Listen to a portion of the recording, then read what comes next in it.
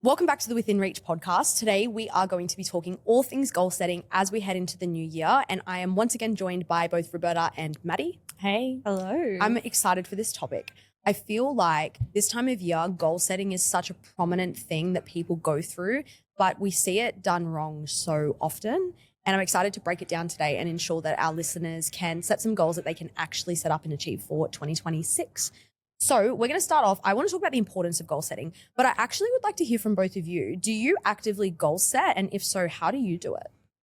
I remember having this conversation like maybe a year and a half ago with you, and I was like, nah, I've never set any goals, but I do now all the time. And I realize I do it in like little 3-month kind of blocks and then like a year block as well. That way it's like little goals that I can work towards. And then like I go for a big goal that I can reflect on and be like really proud of. Yeah, I think that I'm more of a big 1 year type of goal. Like this year I want to get it done, don't care when I get it done type of thing. I think next year, like moving into next year, I would like to set some more mini milestones, more goals. I've never really done it that way. I think it'd be good for you. But I think that I like to have something to tick off for the year to say, hey, this is what I did this year, like a bit of a highlight. But like I achieve other things in the year, just sometimes they might not be exactly planned. Do you find though at any stage you're pushing things back to later in the year because there's not a set timeline? It really depends what it is. So if it's like a fitness goal, yeah, sure. Sometimes like if it's like a deficit goal or a weight loss goal, like I'm like, oh, I have more time. But I also am like, oh, there's only so long I can say that for before the year's over. But like I also don't want to complete my goal by March and then have nothing to work towards for the rest of the year. So I like how you do it, Roberta, as well. I think it almost sounds like you're breaking goals down into mini steps to ensure that you've always got something you're aiming for. Yeah, the way that I would change it though, like I find that I definitely do it that way, but I think I need to make it more prominent in terms of like checking in and making it like specific 3-month phases of like, here's the beginning date, here's the end date, and this is what I'm wanting to achieve or what I'm working towards. And it's like, okay, fine if I don't achieve it, but as long as I felt like I was working towards something. Yeah, I think that's good. I definitely feel that goal setting overall for people is so broad and they kind of just say, I want to achieve this, and then that's as far as it goes. I think like for me, especially because I've just come out of 5 years of uni and I've had mini goals this whole time, get through this semester, do this assignment, do this, blah, blah, and or like get this job or this placement. And so this year has kind of been the first year of like, oh, I don't have to actively work towards anything that's too hard or too difficult. But I think that, yeah, a lot of people also set up and they go, okay, I want to achieve that. And then you're like, okay, how are you going to get there? How? Yeah. How are you getting from A to Z? Yeah, well, and that's the thing, right? So I think breaking goals down is really important and being able to almost reverse engineer them to help you understand what action you need to take. Because at the end of the day, goal setting is fine, but you need to take action to get there. And that's the part that people miss. They're forever setting goals and forever focusing on what they want to achieve, but then not looking at what action needs to come in order for that to happen. So how I like to do things is if I look at a goal, I reverse engineer it and I go, right, well, what would have to happen in order for me to achieve that? And then being able to work back on a timeline that way. I think having a timeline is also good because as you said, I believe it was you just before said a start and an end date. Yeah. Yeah. So I think start and an end date is super important too, because then it helps you almost create urgency around the thing you're wanting to achieve versus having an open-ended goal and then not really sure where it's going. So I guess from here, let's break down the importance of goals and how to turn them into action. I think that a lot of people have probably learnt the SMART goal system, and it's a very basic way to do things. It's a classic SMART goal setting way. Have you heard of SMART goals? I have, but I've just like been thinking, what the hell are they? Specific, measurable, attainable, relevant, and timely. Yeah. And that's the way that a lot of people learnt it. I do think it's beneficial, but I also think that it doesn't have to be that complex either. I think sometimes it's just a load of BS. Yeah. Even within my EP role, SMART goals are rampant. And sometimes like there's almost always a letter missing somewhere. Yeah. Like relevant. Well, what if your goal's not relevant to your life? Or attainable? Well, like that's the whole point. You're Well, trying to I make something understand. attainable. I actually, that's Yeah. a very good point. I've never really thought about it like that. Or like measurable, like not everything can be measured. or if it is, it's not measured in the way you think. Yeah, exactly. Like it's or like specific. Like I think that they're great and they're a great stepping stone, but if you're able to verbally communicate, hey, I want to achieve this, and then put it within a time frame, that's your best bet. Yeah, I agree. I think that breaking goals down needs to be one, knowing specifically what it is you want to achieve and being clear as to why you want to achieve it. Because it's cool to say, oh, I just want to lose 5 kilos, or, oh, yeah, I'd really just like to buy a new car. But then if you've got no emotion behind that and you don't have a why, the motivation to take the action is going to be harder. Could be like a SAT goal, specific, attainable, and timely. Love. Oh, I think you've just created something new. Yeah, that's a new trend, guys. I'm going to trademark goal. that. I've never heard of SAT it. goal. No, she just made it That's up. the point, isn't it? Oh, you heard it here. Yeah, You heard it here you heard first. it here on the Within Reach podcast. But yeah, I think that's the biggest things that's needed. It's making sure you know specifically what it is you want to achieve, why you want to achieve it, and then from there having a timeline for it. So I know that timelines can be super beneficial and very helpful in getting people from point A to point B with that urgency. Is there anything that you guys do specifically that you find helps you with understanding what action needs to be taken? I guess it's just being realistic with your priorities, what you actually can like, I guess how much time you can dedicate to it, looking at your schedule, the other things in your life, and just making sure that you're very realistic, because I don't know about you guys, I feel like we're all pretty high achieving and we always want to cram in a bunch of things and make sure that, everything is going so well, but you have to be realistic with how much time you can allocate, because that can be a bit of a barrier to you actually doing the steps needed to get there. I love that, because it also will highlight to you whether the time frame you've put in place is achievable for you too. Because sometimes it's about learning what the goal is and understanding what the goal is, but then extending the timeline because you realize what it's going to take to get there will require more from you than what you can give. Or alternatively, it might actually be that the timeline's too long. Or it could even be that, the timeline doesn't need adjusting, but maybe the goal does slightly. And so I think that is a great point, is when you do reverse engineer it and you look at, okay, well, what's the goal and what would I need to do in order to get there? You can then decide, if you break that down, month to month, week to week, day to day, is that something that is manageable? Let's use a fat loss goal, for example. Let's say somebody wants to lose, 5 kilos in 5 weeks. That's a kilo a week. So then you go, right, in 5 weeks, what would you have to do in order to get there? Be very consistent with your training, probably training 4 to 5 days a week. Steps, you're going to need to, assuming that you're not seeing any progress right now, bump those right up. And do you have the time each day to actually do that? And then your nutrition, can you put the time and effort into meal prepping? Can you put the time and effort into tracking your macros? Can you put the time and effort into making sure that you're on point with that? And if you can, but not to that really, I guess, like harsh degree of I would need to be so consistent to see the 5 kilos in 5 weeks, maybe you'd go, oh, well, what if I go at a capacity that's a little bit less intense and I can maybe push the goal out to 10 weeks? All of a sudden it's the same achievement, but it's just over a long period of time.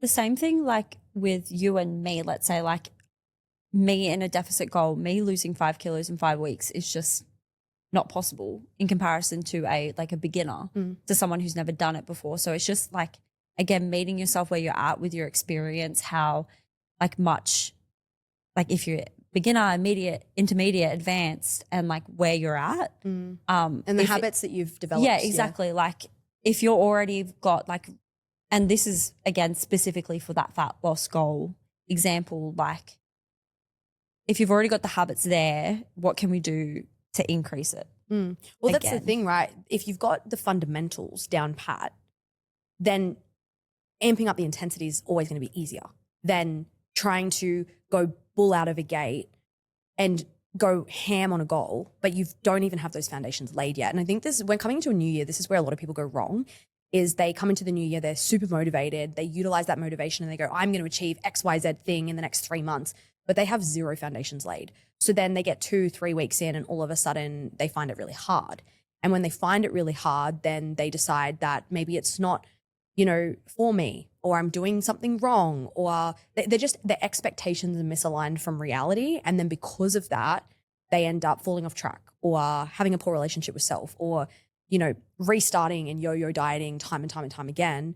And I think meet yourself where you're at and decide whether you have those foundations laid first. How would you teach someone to lay foundations before going ham on a fat loss or building goal? So we always have, especially within Reach, we have the initial 2 weeks. And that's when we start to chat to clients about things that they could implement, the goals that they need to start to implement. And like, yes, a deficit is going to work. If I put a client in a deficit straight away, it's going to work, like you said. Assuming they stick to it. Yeah, assuming that they stick to it. But what happens when we take them out of that deficit and then they are at maintenance, but they don't have the habits of going for a walk or meal prepping? So it's about teaching the importance and the fundamentals of, it's going to save you mental time. It's going to save you, like, give you clarity, give you space. It's going to make you feel good. And also just teaching them the benefits along the way. And of course, you're going to mess up. You're not going to be perfect. And that's how it is at the beginning. And that's how it still is for me personally. Well, I think for everyone. Yeah, right? exactly. So you can't expect to be perfect all the time. It's just, I say to clients all the time, like, you can't build a building without a foundation. Well, you can't, because it'll just crumble. Exactly. And this is what I mean. Like, this is where so many people fuck themselves over. Exactly. Is like, they don't have that foundation laid in their health and fitness, and they come into the new year and go, I'm going to smash this goal. I'm going to lose 10 kilos this year. I'm finally going to do it. Great motivation and fantastic that you're, inspired to do that. But without any foundations, how far can you really get before things do start to crumble? And this is where mindset is such a massive, massive impact on people's fitness. And they find fitness so heavy because they're not in a position where they can actually sustain it to their level, right? So I would actually say my recommendation is, if you're coming into the new year and you want to achieve some really big goals, that's awesome. And we're all for it. And I think it's incredible because it takes a lot of guts to put yourself out there and to do something like that. And also to decide that you're wanting to make a change, because change is hard. Change in life is so difficult. And when we're so used to doing things a certain way, changing the way that we act or the way that we think or, the way that we have our habits in place, very hard thing to do. So even just taking the time to try and alter those, I think takes a lot of guts. But where people are probably needing to sit right now is, if you're coming into the new year with these huge goals, start by deciding, have I laid my foundations first? What does that look like? So let's say you're wanting to achieve a 15 kilo fat loss goal, but you don't go to the gym, you don't really exercise, you haven't been going for walks, and you're quite sedentary. Well, rather than deciding, I'm going to go to the gym 5 days and I'm going to start running and I'm going to do all the things. Okay, whoa, just slow it down, meet yourself where you're at. Can you just start by going for a walk 2 or 3 times a week? Start there. And then once you've done that for a few weeks, that feels good, it feels easy, it feels manageable. Can we then move to the next level, which might be, okay, now I'm going to add 1 or 2 days of training. And you just layer things over time. And that's actually how habits are built. Because without that, then those fundamentals or those foundations that we're talking about can get completely missed. And then it's hard to build from there. And it's slow, yeah, but it's lifelong habits and goals. And we're teaching lessons. And I like to say a lot to my clients, like, it's about longevity. Yeah. And I see that especially within in the coaching space, everybody's looking for that quick fix, that I want to lose kilos, I want to put muscle on, I want to get really strong, I want to perform better. And then I turn it into my my exercise physiology space. And I like to mesh the two in terms of, it's about longevity. You don't want to be an 80-year-old that can't walk. And I know that's so future planning, like you're backtracking that. But at the end of the day, it's going to be a slow process. But the foundation, the stronger the foundation that you can build now, the closer you'll be to your goals, period. Let's talk about when things get hard. I know that we all deal with this with clients, but Roberta, especially for you, I know that we have conversations all the time about clients finding their goals challenging.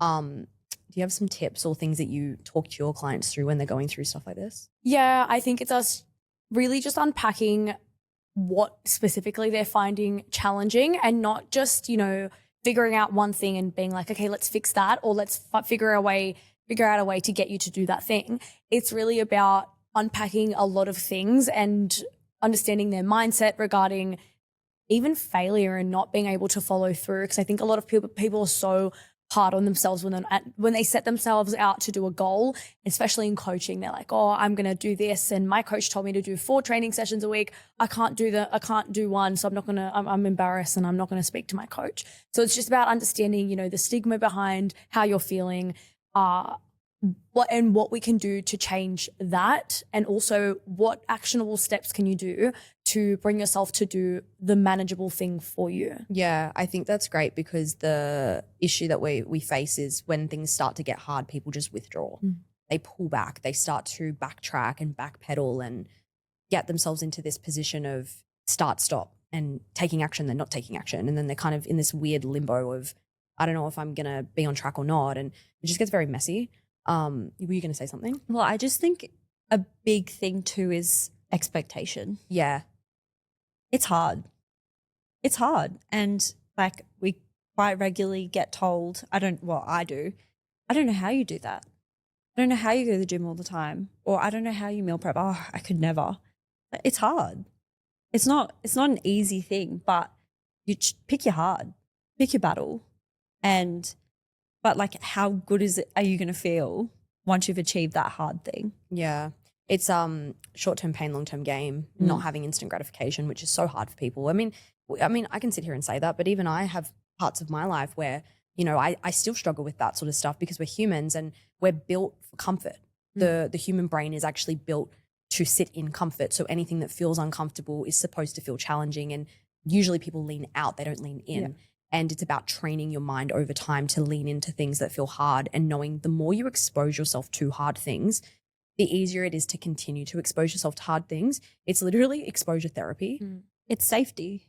Your body's craving safety, but by teaching your body, hey, this is safe. It's hard, but it's safe. Then you're right. Like, it's exposure therapy. It's where those expectations come in, right? Because then when you can kind of expect that going into a goal from the beginning, okay, it's going to be a little bit challenging. It's going to be a little bit difficult.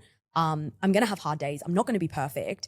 And then when those things happen, you're not surprised by them, and you're not surprised going, oh, why is it hard? Or why did I not follow through? And I think that's where people meet themselves with compassion, because their expectations match the reality of today is a hard day, and I know that tomorrow I'm going to wake up and it's going to be different. So I think in terms of managing hard days, leaning on those around you, which is why, you guys are so good with this in coaching, because when our clients need something, you're there, you're the support system, that you're the shoulder they can lean on, and you need a support system on those hard days.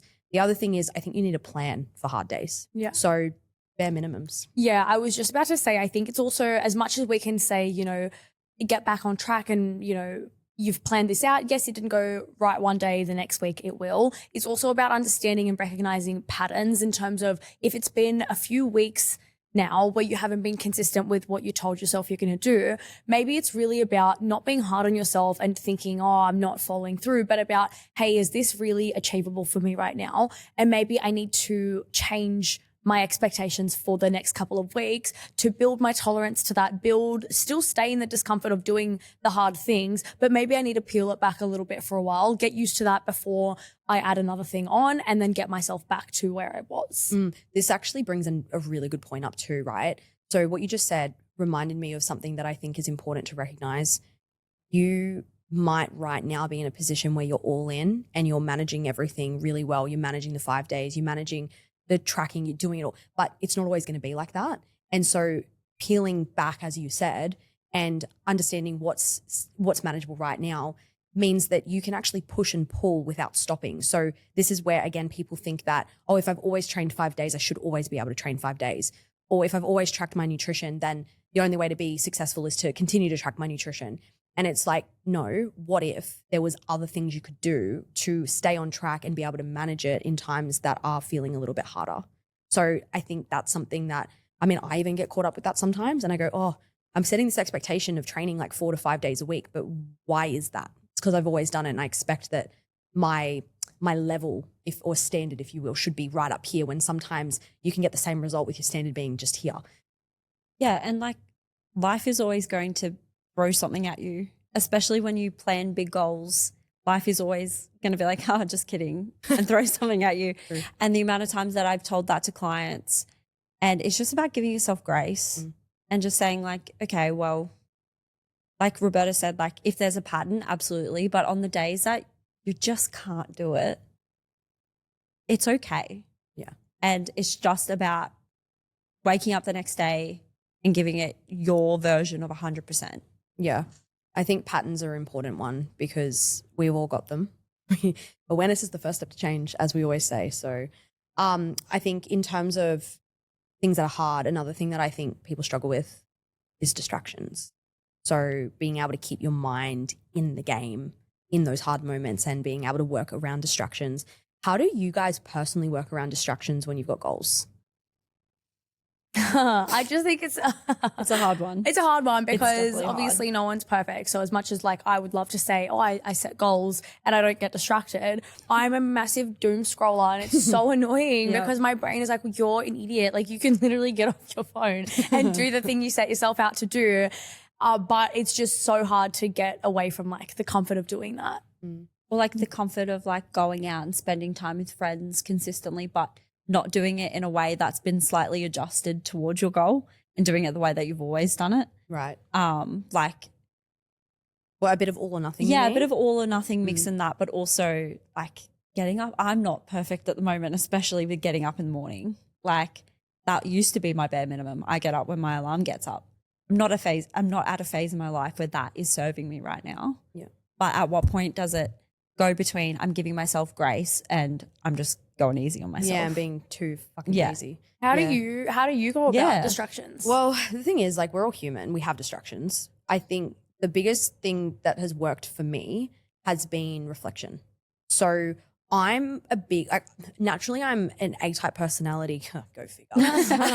But I'm very hard on myself and I'm always thinking. Like my brain, if you guys were in my brain, you'd be so tired, I'm telling you.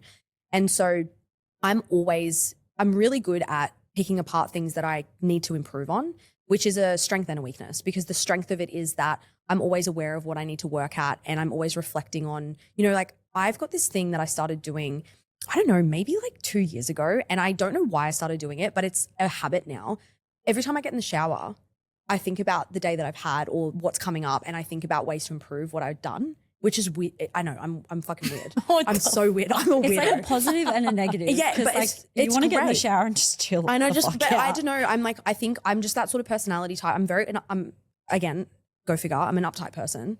And so I'm always hyper fixated on how to get better. So for me, it's reflection, and I reflect on what I've done really well, not so often, but more so like, what do I need to work on? And then so every day and every week I'm coming in going, okay, well, I actually got distracted here, or I didn't do this well, or the time was off here. And so I can feel myself always just hyper analyzing it. But then it's also a weakness, because the other problem is that I never really give myself credit for the things that I am doing well. You don't ever think you're doing enough. No, and I say that similar. all the time. Like how often do you hear me say, I feel like we got nothing done today?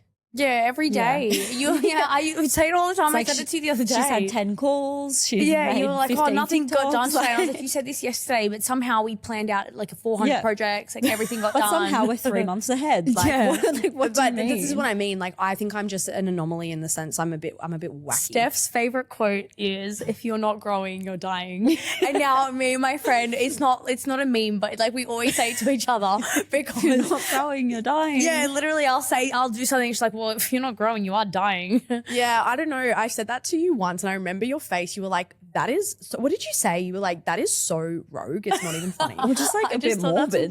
No, because the thing is, it wasn't even in relation to anything so serious. It was like something so small. And you're like, well, we are dying. I said, oh, well, if you're not growing, you're dying. And she just looked at me. But this is what I'm saying. My mind is wired really weirdly, because that's how I see things, is if you're not constantly moving forward and evolving, you're not getting anywhere. But at the same time, that's so dangerous too, because if you don't know how to handle your thoughts, then all of a sudden you can be your own worst enemy. It also means sometimes you're not in the moment. Well, I'm never in the moment. Yeah. Even right now, I'm in the moment. And I notice when I'm on podcasts, I'm always in the moment, because I'm like actively like listening and having conversations. But like, you ask me anything any other time, I'm distracted by something else. It's so I'm bad. aware. Yeah, it's so bad. But this is what I mean. So in terms of handling distractions, I'm not perfect either, but I think reflection's always been the easiest way to kind of pinpoint what you are doing well and what you can improve on. And this might even just be like, get a pen and paper and like every Friday afternoon, just sit down and go, okay, what did I tick off this week? It could even just be who was it? One of our clients. Oh, you guys will have to remind me who it was. One of our clients we were giving tasks to, and she set up, was it Nicole? Set up a whiteboard? Yeah. It was Nicole, yeah. Yeah. She set up a whiteboard, and on the whiteboard, she wrote out like the weekly to-dos, and it was actually like a checklist, and she got to tick it off as she went with all the things we were asking her to do in the week. And I noticed a massive improvement in how she was then functioning because of that. So it could even just be something like be more conscious of your decisions and of the things you're doing week to week, and maybe on a, Sunday night, sit down with a whiteboard or a pen and paper, put it somewhere where you can physically see it in the house, maybe like on the mirror or on the fridge, somewhere that you see it every day. And it's your goals or the to-do list for the week. And then you can actually mark things off as you go. And it gives your brain a hit of dopamine, which is then super helpful for productivity. Another thing I do, and I probably don't do this as often as I should, is I do a bit of a self-audit. Like I sit down and I'm like, okay, here are all the things that I'm doing well. And admittedly, I'm like done in 2 seconds. I'm like, oh, nothing. And then I move on to She's the so next. hard on herself. And then I move on to the next, like, what could I improve upon? Which is probably not the way that I actually phrase it in my head. It's like, what can you do better at? But it's always helpful. Like you always need to, and this is again, easier said than done. You always need to reflect on the things that you have done well. Yeah. Because it's super important to back yourself in terms of that, but also identifying that, hey, you're not perfect. And as much as we can sit here and say, oh, you need to do X, Y, Z, we're not perfect either. And that's important to know.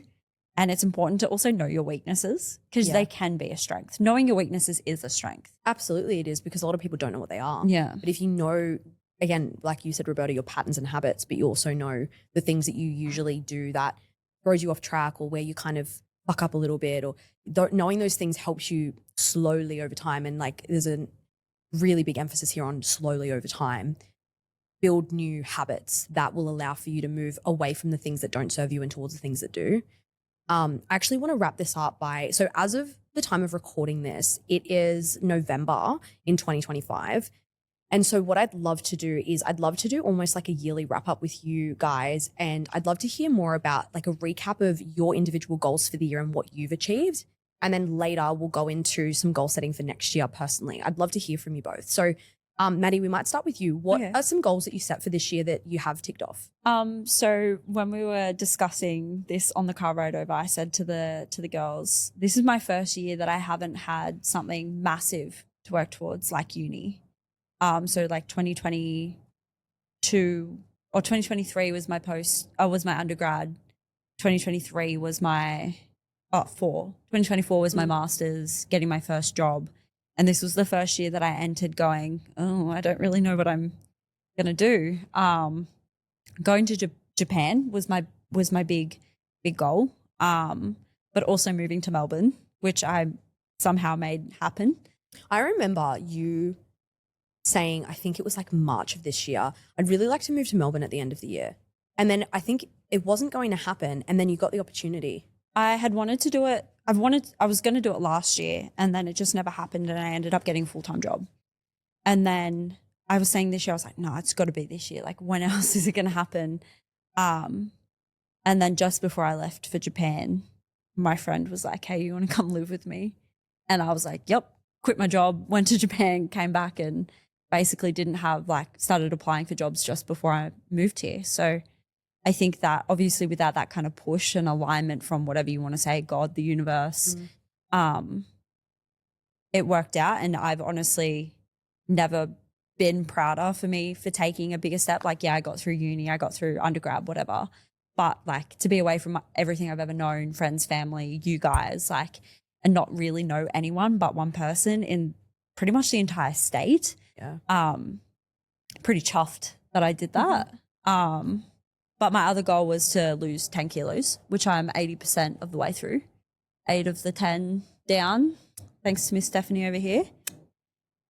She knows her shit. But yeah, like I think next year I'm really ready to actively sit down and work towards something else. Yeah. Do you have a goal in mind for next year? So I'm traveling next year. So I'm going to China at the beginning of the year. Me and one of my friends are going.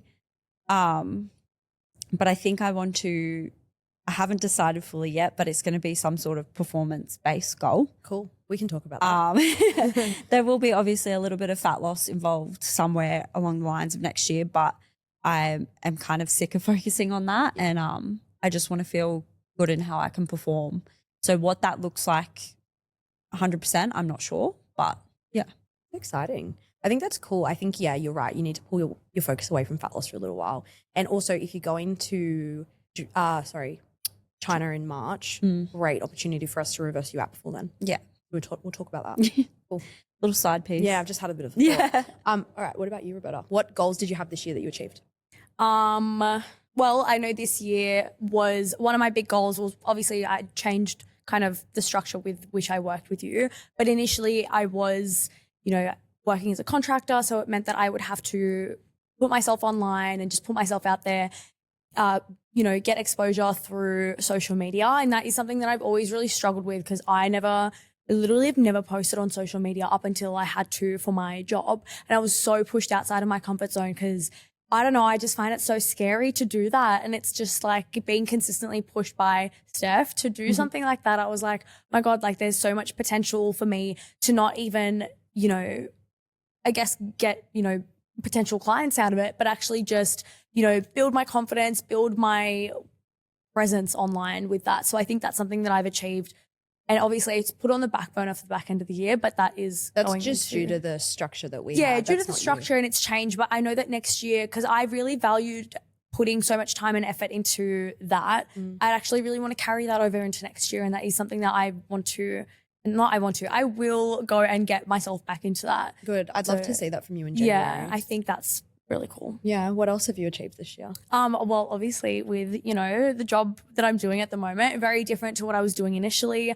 If I go back 12 months, I was literally running around in circles. You saw me at that point. I was like sleeping 3 hours, going to work for 5 hours, sleeping 3. It was literally disgusting. You were working like 3 or 4 jobs, weren't you? I think I was working 6 jobs at one point, and I was literally running around like a mad chook, whatever the phrase is. I didn't have a license at some point. So I was just I was a mess, and I didn't like any of the jobs that I did at that time. And then I think I was just like rock bottom. I was like, I don't see a way out of this. I don't see any potential way out of where I am. And then I was like, my confidence at that point was so low as well. And I remember wanting to reach out to you and asking you, if there was potential for me to come on and have any sort of job role in the space you're in. And I was so like, I think I sat on that message for a week because I was so embarrassed, and I was like, oh, she's not, like getting into that whole self-pity thing. Super scary. Literally. And I was like, oh, she's not going to want me. And then I was like, nah, fuck it. Just send the message. And I'm so glad I did because I feel like my confidence has just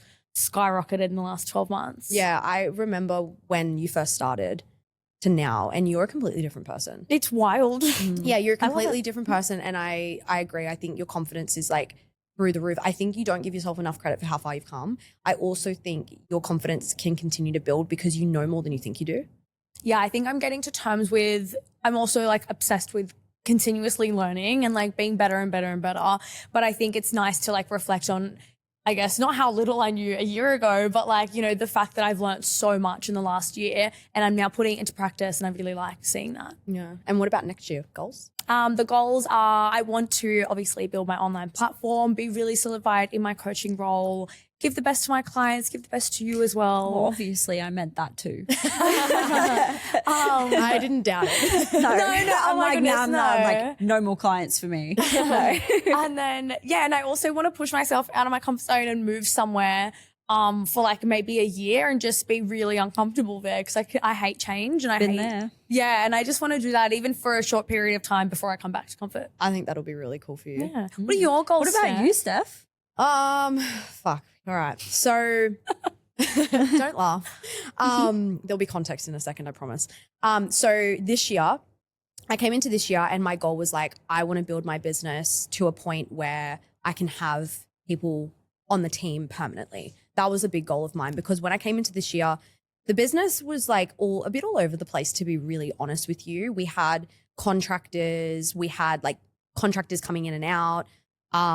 Crystal was still with us then as well. We just had a lot of shit everywhere. And I just think that whilst I'd been managing the business for quite a few years, I wasn't managing things well. And I didn't really know that until I had a mirror held up. So when I came into this year, I decided that I really wanted to get some consistency with business, and I wanted, to prioritize having like long-term staff. That's been ticked off because I've got both of you girls. And like the other really cool thing too is I've loved every single person that's ever worked for the company. And I honestly am so grateful because without anyone that's ever worked for the company, like we wouldn't be where we are now. And these guys know this, but I think back then I wasn't really very clear on what the business was and what our message was and who our ideal client was and what I wanted from the business. So because of that, the people I brought on just weren't as aligned as what I probably thought they were. You guys are so aligned, it's not even funny. And I genuinely wouldn't be where I am without you both. So thank you. But that's been like a massive goal that I've ticked off, which is really cool. The other thing was coming into this year, I actually had the goal of trying to get an extension in Sydney. So for those of you who don't know, my partner's in the army, and we always thought that at the end of this year, we'd be moving to Townsville. And it was umming and ahhing, and we were unsure whether we were going to be able to get the extension, but we did get it. Obviously, that's a goal that was like outside of my control. But the fact that we did get that extension is really cool because it's setting me up well for next year. Which brings me to next year's goals. So I found out that I'm pregnant, which is exciting, but not planned. So I guess next year's goals are looking a little bit different. My goal next year is to get the business to a point whereby my due date, I'm able to have it running so smoothly that I can step away short term and have no issues. And I think with you guys, it's going to be absolutely fine. But that's like a goal for the control freak that I am. So it's nothing to do with what we're not doing now. It's more just like I need to mentally prepare myself for that. Obviously, like another goal is like I want to just be the best mum that I can be, which is so crazy to say out loud. Like, to me as well. Oh, yeah. I can be a mum to you guys too. Yeah, I just think like for me, I'm still coming to terms with it, but like that's a massive goal of mine. And I just want to be able to keep my sanity, honestly. That's it. Don't know if that one's achievable. No, to be honest. I'm not really sure. So I think for me, like my goals are very different next year. I want to also, one other thing is I don't want to walk into next year putting any pressure on myself because this is going to be a very new chapter for me. My business is my first baby. That's the thing that is very important and needs to continue to grow. And I want to give you guys as many opportunities as possible. But then on top of that, just being able to like give myself grace next year and just take things as they come. So I just want to also say like this year you've done really well, your advisory. Oh, thanks. Yeah. Yeah. Oh, yeah. I that forgot. was another that big was another thing goal that you've done. That kind of, well, at least for me at that point, because I wasn't on your business and that kind of came out of nowhere. Yeah. But I was also like, that makes so much sense. Yeah. I actually forgot about that. Like I just didn't have that on the forefront of my mind. But yeah, like advisory was a goal. It's still a goal because I'm still building that at the moment, but it's something that will run on the side and will just like help with, I guess, like me having something outside of this business because I'm stepped away from day-to-day fitness coaching. So it's going to be a very interesting year next year. Yeah, But bring it. Anyway, so I'm really excited. I hope that this episode has given you guys some insight into our lives, but also some tips and tricks as you move into next year. As always, we hope you've gotten some value and we'll speak to you really soon.